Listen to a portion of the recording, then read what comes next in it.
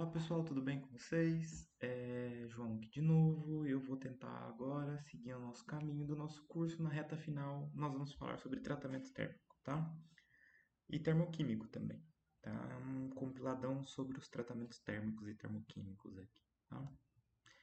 Antes disso, vamos fazer uma revisão e uma recapitulação e um exercício de curvas TTT, tá? Então, a gente tem aqui uma curva TTT, que é uma curva de tempo, temperatura e transformação. Aqui a gente tem uma curva vermelha, onde inicia a transformação da microestrutura, a verde, onde finaliza, e aí a gente tem aqui embaixo uma outra microestrutura que vai se formar. Então, normalmente a gente tem uma temperatura alta para um aço, normalmente ele vai estar austenitizado, né? Então a gente fala que ele está lá numa temperatura crítica austenítica, e essa temperatura de austenitização vai depender da composição do aço. E dito isso, o que a gente faz? A gente vai fazer a análise térmica desse processo de resfriamento. Então, se eu resfrio até uma determinada temperatura e mantenho constante, eu vou ter uma microestrutura específica. Quando a temperatura está mais elevada, entre 720 a 650, 600 graus, a gente vai ter aí de 620 graus, mais ou menos nessa região, bem aqui no início, a gente vai ter a formação de perlita grossa. Até mais ou menos 540, a gente vai ter a região de perlita fina, então de 620 a 540, perlita fina. Bainita superior vem logo na sequência, de 540 até mais ou menos ali os 400, tá? Aí bainita inferior dos 400 aos 200, mais ou menos, tá? Ou até 350, vai depender muito da situação, mas a gente vai ter uma zona, então, bainítica, bainita superior em cima, inferior embaixo, perlita grossa em cima, perlita fina embaixo. Além disso, embaixo a gente vai ter a formação de uma outra microestrutura. Então, quando eu resfrio rápido o suficiente para não passar na curva vermelha, eu vou ter a formação desse M, que é a martensita, beleza? Então, o exercício é o seguinte: considere o diagrama de transformações isotérmicas para uma liga ferro-carbono com composição eutetoide, ou seja, um aço 1080. Especifique a natureza da microestrutura final em termos dos microconstituintes presentes e das porcentagens aproximadas de uma pequena amostra que foi submetida aos seguintes tratamentos de tempo-temperatura. Em cada caso, considere que inicialmente a amostra estava a 760 graus Celsius, ou seja, acima da temperatura de austenitização para o ponto eutetoide, e que havia sido mantida nessa temperatura tempo suficiente para ser obtida uma estrutura austenítica completamente homogênea. Beleza? Questão A. Resfriamento rápido até 350 graus Celsius. Então vamos lá, pegar aqui um marcador. Eu vou resfriar aqui de 760 mais ou menos. Vou resfriar rápido até 350. Vai estar mais ou menos aqui no meio. Se eu faço uma linha na horizontal aqui, minha horizontal tá horrível, mas é mais ou menos isso. Aí depois a gente resfria por 10 a quarta segundos. Então até aqui, ó, na verdade, a gente para. Porque aqui é o 10 a quarta. Então eu vou resfriar têmpera até a temperatura ambiente. O têmpera ele quer dizer que vai descer reto, tá? Vamos supor que eu tô no mousepad, gente, desculpa. É ruim, tá? E acaba. Então ele inicia nessa região e acaba nessa região. Pessoal, essa região aqui já é uma região de bainita inferior, tá? É meio que bainita inferior aí que vai formar, tá? Porque ele inicia e termina, então é 100% bainita, tá? Praticamente bainita inferior aí, tá bom? Pode. Bainita inferior, então 100%. Como é difícil escrever no mousepad. 100%. Ó, não consigo. Desisto. 100% de bainita inferior, beleza? O próximo exercício já é diferente, resfriamento rápido até 250 graus. Então, eu vou pegar aqui a 760, vou resfriar rápido até 250 graus, mais ou menos aqui. Tá? E vou manter por 100 segundos. 100 segundos é esse cara aqui, ó. Essa linha aqui. Então, eu vou desenhar até os 100 segundos. Eu vou tentar fazer uma linha reta, o mais reto que eu consigo.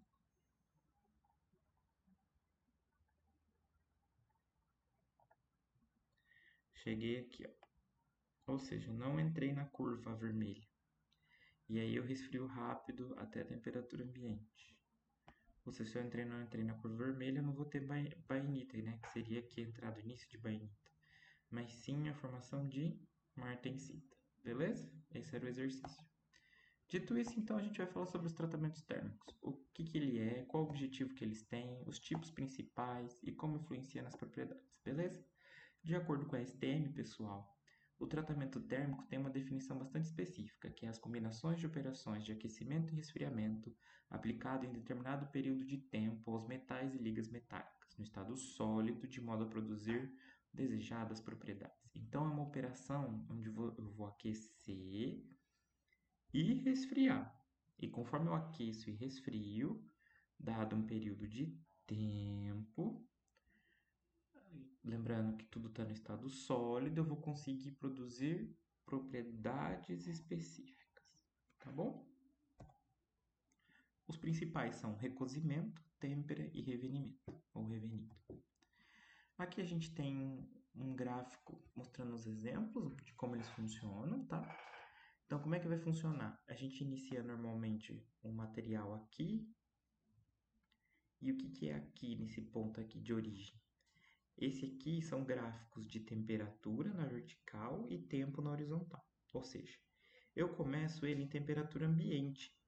E aí, o que que eu vou fazer para aquecer o meu material para poder fazer um tratamento térmico? Eu vou pôr no forno.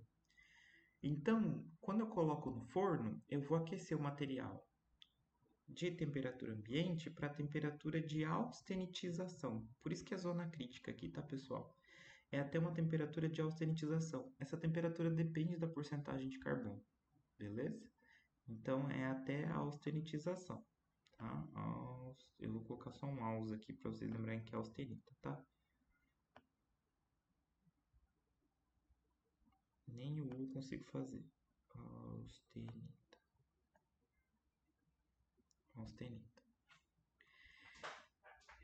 Beleza, então o que que acontece? A gente coloca no forno para aquecer, mas a gente coloca ele no forno desligado e coloca lá uma velocidade para o forno começar a aquecer. Normalmente a gente vai adotar aí entre 12 e 16, depende muito do material que você está trabalhando. Eu vou pôr aqui uma. Não consigo, peraí. Deixa eu ver se eu apago isso aí. Isso aí. Deixa eu ver se eu consigo fazer diferente aqui.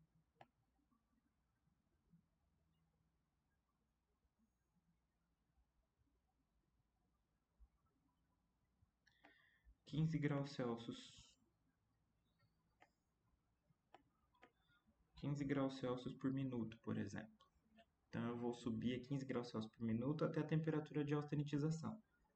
No caso ali do nosso exemplo anterior, por exemplo, a austenitização era 760 graus Celsius, tá? Só que aí o que que acontece? No recozimento, eu vou deixar esse material elevar na temperatura de austenitização, deixar ele um tempo nessa temperatura para que todo o material fique em austenita, ou seja, para que toda a peça chegue na temperatura de austenita para austenitizar, para que toda a peça chegue aos 760 graus, no caso anterior, ou vamos pegar um maço aí diferente, um 1040 a 820 graus Celsius, tá? E aí eu vou resfriar ele. Só que no recozimento, o resfriamento é lento, bem lento, tá? Então aqui, ó, essa aqui é a curva de descida da temperatura. Então a temperatura está decaindo, ó, num tempo maior, bem lento. E como é que funciona esse temperamento lento? É dentro do forno. Então eu posso colocar uma temperatura alta, mas ainda de resfriamento, ou seja, eu peguei lá, ó, vamos por números práticos, de 760, por exemplo,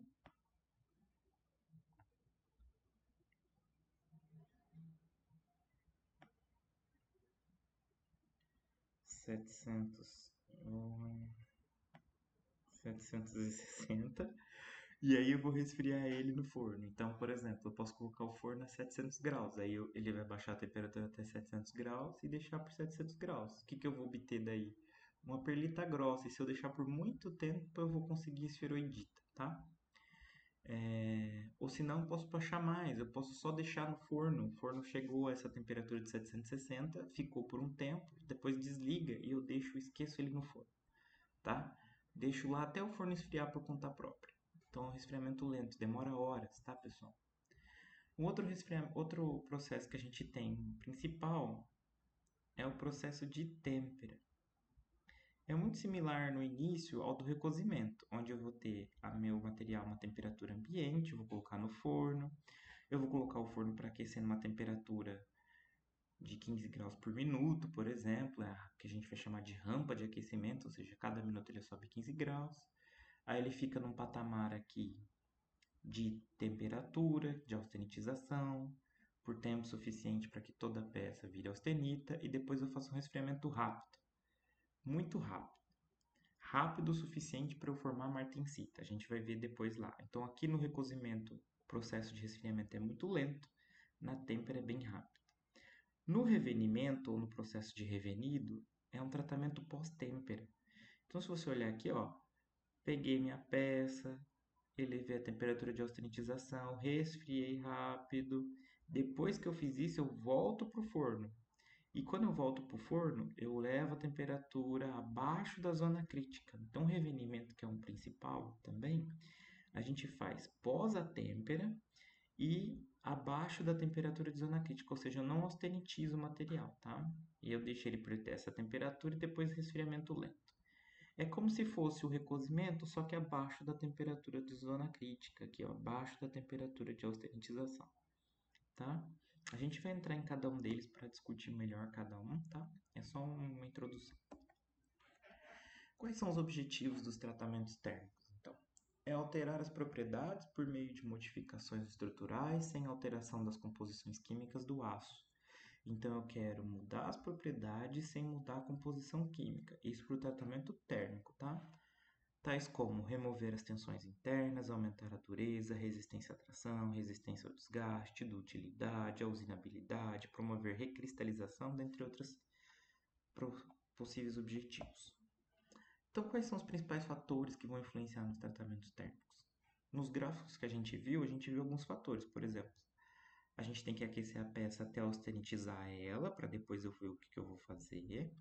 A velocidade com que eu aqueço também é importante, porque se eu aquecer muito rápido, a superfície do metal vai aquecer e vai dilatar, e o miolo, o interior, o núcleo, não vai aquecer tão rápido quanto a superfície, e isso vai gerar uma tensão interna térmica.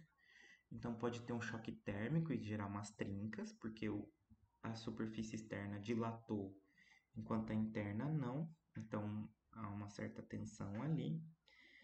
E temperatura máxima de aquecimento, né, que é a temperatura que a gente vai austenitizar. Normalmente, pessoal, ela fica 50 graus acima da linha 3, tá? Para um hipotetóide, que é aquela curva. Eu não vou nem tentar desenhar. Deixa eu ver se eu consigo. Quando a gente pega lá o gráfico, o diagrama, a gente tem... Eu não vou conseguir fazer, galera. A gente tem uma reta aqui, né? E aí tem uma...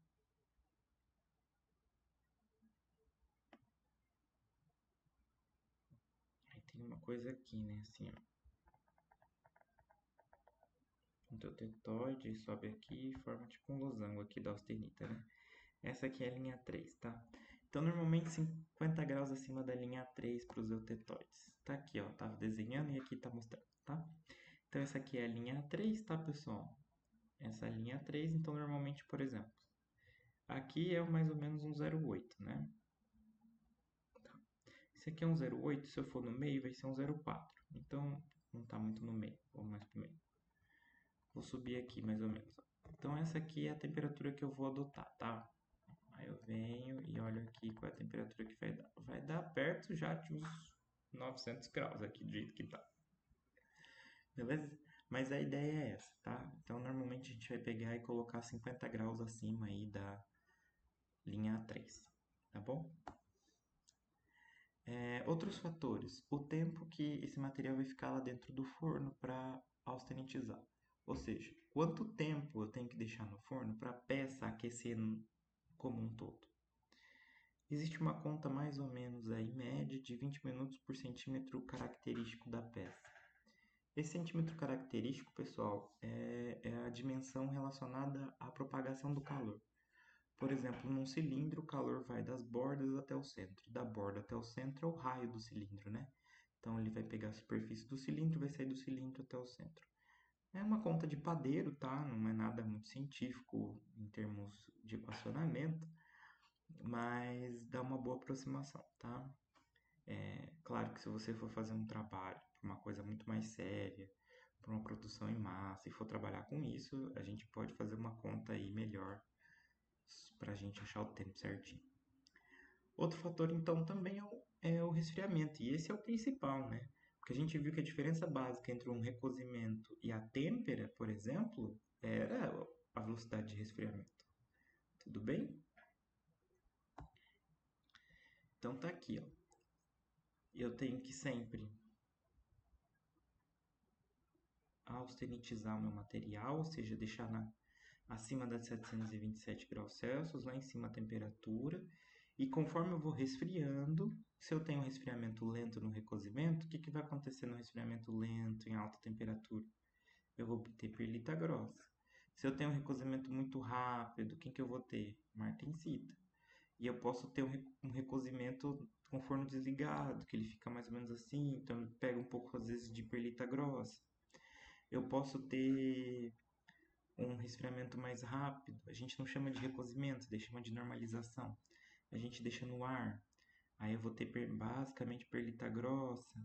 Eu posso ter, dependendo de uns, até mesmo no ar, o resfriamento vai fazer virar bainita, tá? Então depende muito de onde você está e com que material você está mexendo.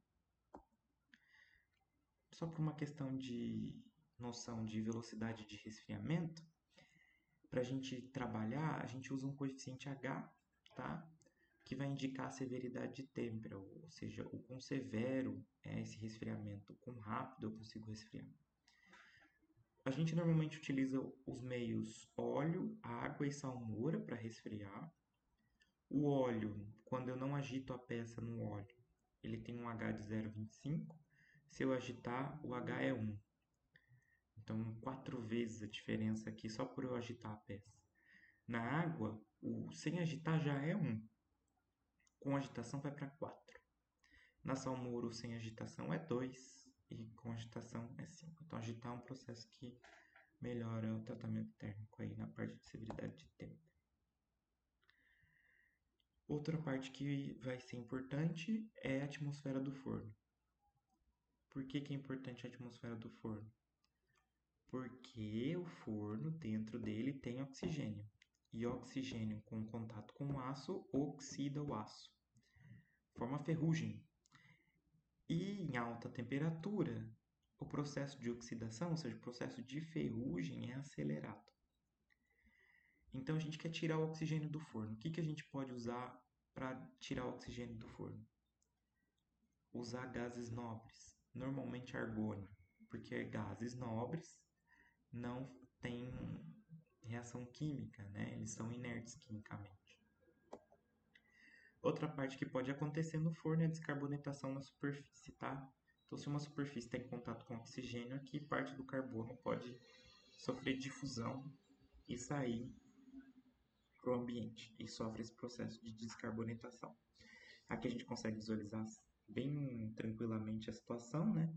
Em que eu tenho a superfície aqui do metal e a parte aqui da superfície está mais clara. Por quê? Porque tem menos carbono. Porque o carbono é a parte escura aqui da nossa micrografia. Dito isso, vamos entrar para cada um dos nossos tratamentos térmicos. O primeiro deles é o recozimento. Então, o recozimento é um tratamento térmico que tem como objetivo remover tensões devidas aos tratamentos mecânicos a frio, a quente, diminuir a dureza, melhorar a usinabilidade. Por que eu melhoro a usinabilidade? Porque um material que é muito duro vai dificultar eu usiná-lo, porque a ferramenta tem que ser mais dura que o metal que eu estou usinando e os parâmetros de corte também vão ter que ser mudados. Tá? Aumenta a dutilidade, elimina tratamentos térmicos anteriores ou mecânicos e produz microestrutura específica. Microestrutura é junto ali, tá? E a microestrutura específica é esta daqui, ó, com grãos de ferrita e grãos de perlita para o hipotetóide. Então, o que acontece? Se eu pego um aço encruado, em que eu peguei e fiz processos de laminação ou forjamento, algum grão acicular, bruto de fusão, se eu temperar, que é outro processo térmico, se eu fizer revenimento, se eu fizer esferoidita, se eu fizer qualquer tipo de alteração na microestrutura, se eu austenitizar, subir a temperatura acima da 50 graus da linha 3 e fazer um resfriamento lento, eu retorno, independente do processo, eu retorno o meu aço para ferrita e perlita, como tá aqui, beleza? Então tá aqui de novo as vantagens: remover as tensões decorrentes de tratamentos anteriores, diminuir a dureza, ajustar o tamanho do grão e regularizar a estrutura bruta de fusão. Aqui é só uma questão de variações, tá, pessoal? Pode ficar tranquilo, eu não vou mexer nisso. O recozimento total é aquele que acontece em toda a peça de forma completa, né? Então a gente vai aquecer de forma homogênea e deixar que tudo se austenitize. Então a peça ficar inteira a alta temperatura. Depois eu faço um resfriamento lento no forno, normalmente com o forno desligado. Lembrando de novo, o objetivo é reduzir a dureza e facilitar a usinagem. Desvantagens: ocorre processo de descarbonetação devido ao tempo que fica exposto, né? E tem a formação de carepa, que é esse óxido, tá? De ferrugem que forma aí na capa do nosso metal, do nosso aço. Problemas que a gente pode ter no resfriamento isotérmico é que normalmente a superfície ela vai manter na temperatura que você colocou lá, vamos supor aqui 650 graus, mas o núcleo não. O núcleo, dependendo da peça, por ser uma peça às vezes grande, vai demorar para a temperatura de 650 graus chegar no núcleo. Então, o núcleo vai começar a resfriar diferente, tendo uma microestrutura diferente, por exemplo, aqui formação de perlita grossa. Já a superfície já tem uma formação de perlita fina, por exemplo, tá? Isso vai depender sempre do processo de resfriamento e do tamanho da peça. Já o têmpera consiste no aquecimento, muito próximo ao recozimento, até a austenitização. Então toda a peça fica austenitizada, só que agora o resfriamento é super rápido, uma velocidade crítica, visando obter martensita. Então a gente diz que o material sofreu têmpera quando ele tem a formação de martensita, tá? Os grãos agora não vão ficar perlita e ferrita, mas aí sim vai formar uma martensita. E a martensita tem uma forma acicular, né, de agulhas, tá bom? Esse processo é feito para aumentar a dureza e aumentar a resistência mecânica do material. Entretanto, se a dureza ficar muito alta, fragiliza demais o material, tá? E aí perde também resistência mecânica. Então a gente tem que tomar cuidado. Se a dureza for excessiva, a resistência mecânica cai. Então, problemas para tratamento térmico de têmpera. A superfície, às vezes, pode acontecer têmpera, mas e o núcleo? Será que eu consigo resfriar rápido o suficiente para o núcleo ter martensita? Então, às vezes, pode acontecer do núcleo não ter martensita, e sim formar perlita grossa ou até uma bainita, aqui, dependendo de como for o processo de resfriamento. Tá? Então, eu posso ter uma microestrutura diferente na superfície, dado o núcleo. Tá bom? É isso aqui que eu estou exemplificando nesse gráfico. Então, a gente tem uma questão aí de têmpera. Olha, eu peguei um aço hipotetóide, ferrita com perlita, elevei a temperatura, austenitizei, e aí eu vou resfriar. Se eu fizer uma têmpera em água fria, eu vou ter martensita acicular. Se eu fizer um resfriamento em óleo, eu posso ter bainita com martensita. E aí tem a normalização, que é o ar, né? ferrita com bainita às vezes, né? Formada. Vai depender da porcentagem de carbono, tá, pessoal? E o que é a martensita, pessoal? É uma estrutura monofásica que não está em equilíbrio. O que quer dizer isso, pessoal? É uma estrutura que não está confortável, vou pôr nessa palavra. Ela está tensionada, tá? E isso é devido à transformação sem difusão da austenita. E vai fazer com que o meu ferro, que está na CFC, no formato de cúbico de face centrado, quando resfrio, querer virar um cubo de corpo centrado, vai fazer com que ele, em vez de formar um cubo de corpo centrado, forme um tetragonal de corpo centrado. Ou seja, em vez de virar um cubo, ele vira um tetragonal, ou seja, uma caixinha de sapato. Eu aumento a altura do cubo aqui. E aí o carbono pode se alocar nessas posições aqui, tá? Aqui está um exemplo da microestrutura martensítica, né? Ela tem essa forma de agulha, aqui está em preto e branco e aqui em colorido. Ela tem esse formato de agulha que é circular, né? Que a gente chama. E esse acicular aqui, a gente tem então a martensita. Então, se você vê a circular desse jeito aqui, parecendo uma palha de arroz ou um monte de agulha, tá? É martensita. Então tá aí, ó. O problema da martensita, ela tem muita tensão interna. Um devido à estrutural, porque o carbono não conseguiu sair e formar a sementita na forma de lamela. E outro térmica, porque como eu resfriei rápido, a superfície vai contrair o núcleo e vai contrair e vai fazer pressão interna. Então a superfície está pressionando, estrangulando o núcleo. Então isso também pode dar choque térmico, tá? E aí a gente tem o aço temperado. O que é um aço temperado? Tem grandes tensões internas de origem térmica e estrutural. E quando o limite de escoamento ou ruptura é ultrapassado, ocorrem empenamentos e trincas. Que esse é o problema quando a gente consegue chegar no limite dele de ruptura. Fatores que influenciam a têmpera. Meio refrigerante, a gente já viu, né? Água, óleo e salmoura. O óleo é o menos severo, a água é médio e a salmoura é o mais severo. Mas aqui no nosso caso, que a gente usa no laboratório é água, e a água no nosso caso vai ser o caso mais severo, tá? É muito comum água, tá? A composição vai influenciar, por quê? Porque aço com baixo carbono é muito difícil de você conseguir resfriar rápido o suficiente para obter martensita. Então, a gente diz que aço baixo carbono não tempera. Aço doce. Então, a gente chama eles de aço doce, 1,20, porque é um aço que não consegue sofrer têmpera, tá? Na verdade, ele até tem em algumas início de formação de martensita, mas é bem pouco, tá? Também o tamanho da peça. Uma peça que é muito grande, é difícil de você resfriar o núcleo rápido. Então vai temperar a superfície e o núcleo vai ficar do jeito que era. Não vai conseguir resfriar rápido o núcleo. Revenimento. Então, se eu tenho muita tensão retida na têmpera, o que eu posso fazer? Diminuir essa tensão. Como é que eu vou diminuir essa tensão? Colocando o objeto de volta ao forno. Só que agora, em vez de eu aquecer de novo acima da zona crítica, porque se eu aquecer de novo eu apago tudo que eu fiz, né? Eu volto para a austenita. Eu não quero isso. Eu quero aquecer só um pouquinho. Então eu resfriei rápido, aí eu volto para o forno e coloco uma temperatura abaixo da zona crítica para resfriar. Então como é que funciona? Eu faço o resfriamento rápido, obtenho martensita, depois eu volto para o forno numa temperatura desejada. Normalmente, pessoal, 150 a 200 graus, tá? Porque isso dá uma pequena queda na dureza, mas um grande alívio nas tensões internas. Isso vai fazer com que eu mantenha a dureza e a resistência mecânica elevadas, mas a tensão interna é muito menor, tá?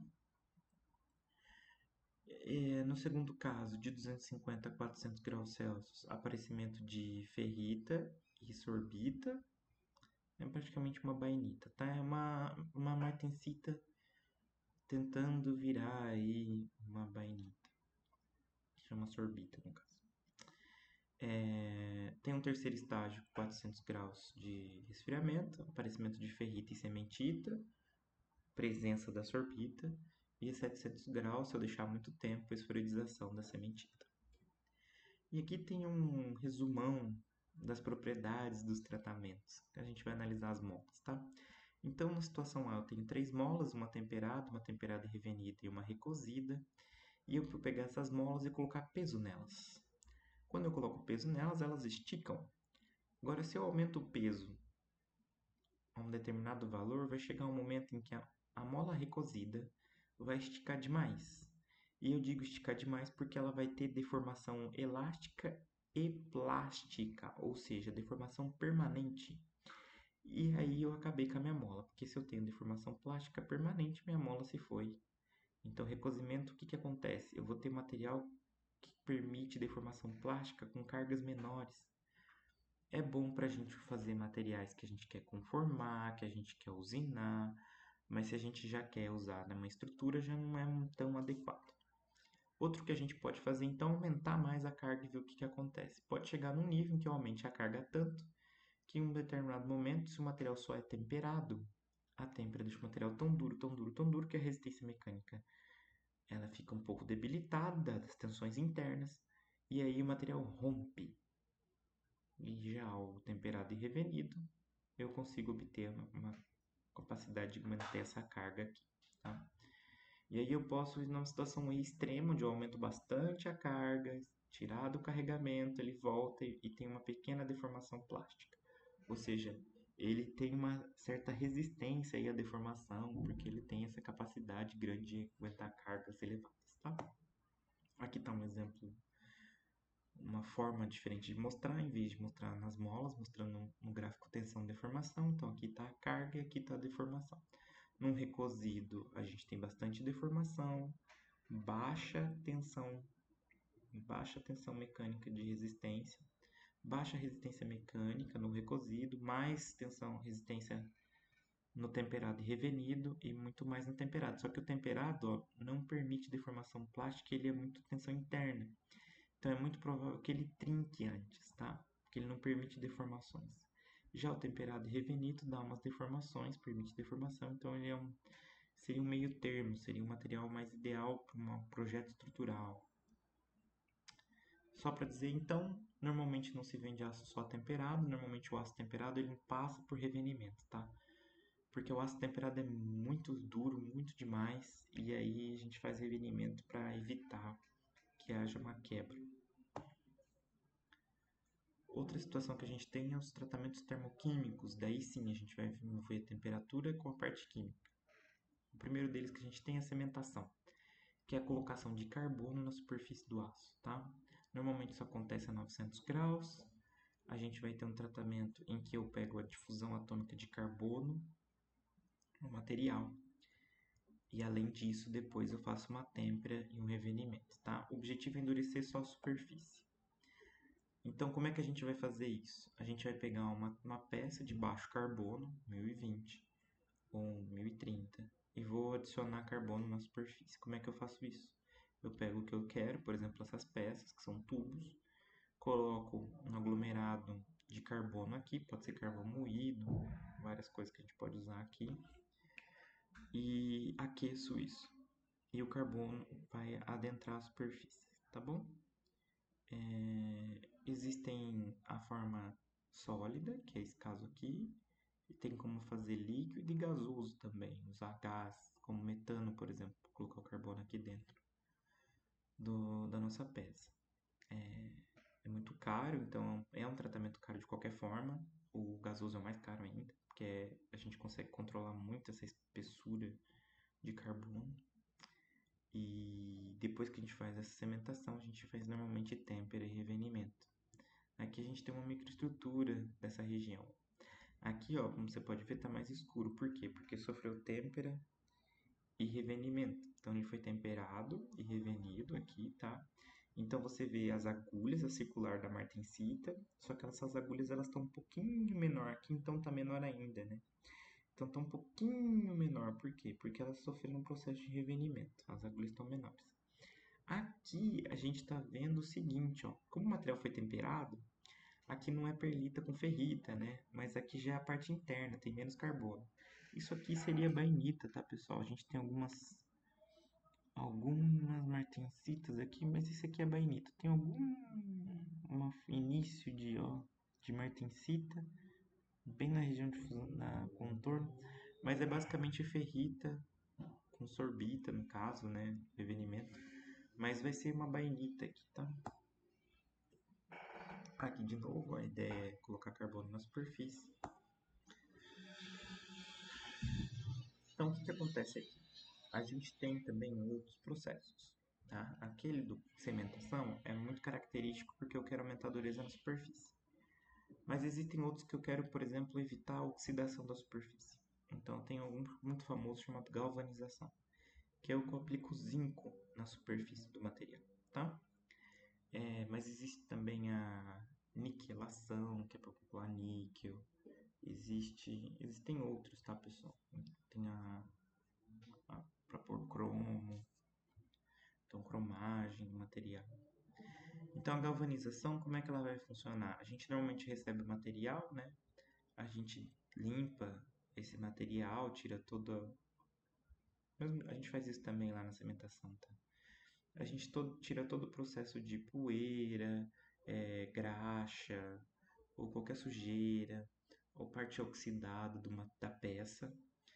Aí dessa peça toda limpa e sem oxidação, sem nada, a gente mergulha ela aqui no caso num tanque de zinco, tá? Para mover a aderência e depois a gente vai no outro tanque onde a gente controla aí a composição certinha da liga. E aí a gente coloca tipo um banho protetor para dar brilho também e proteção contra a corrosão ainda mais, como se fosse um selante, tá? Essa é a ideia, essa foi a aula, eu sei que foi corrido, peço desculpas, mas é isso, tá ok? Até mais, pessoal.